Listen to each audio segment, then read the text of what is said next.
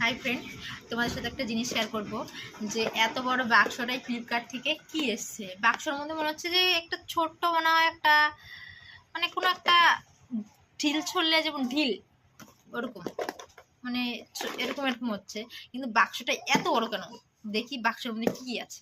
চলো তোমাদের সাথেও সেটা শেয়ার করবো, দেখতে থাকো।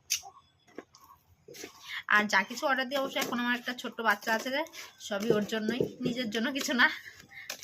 এই উল্টো পাল্টা খুলে দিচ্ছি কথা বলতে বলতে। পাপা, এই যে শোনা, তোমার জন্য কি আছে দেখি দেখি দেখি দেখি। এই যে পাপা,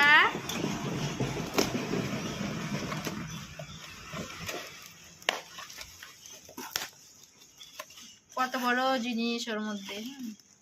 বাক্সটা কত বড় দেখি।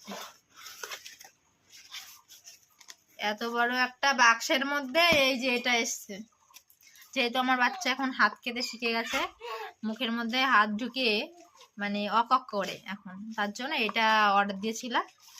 তো বন্ধুরা কেমন হয়েছে একটু কমেন্ট করে জানিও। আর তোমাদের যাদের বাচ্চা আছে তোমরা কিন্তু এই জিনিসটা অর্ডার করতে পারো, খুবই সুন্দর জিনিসটা। বাই।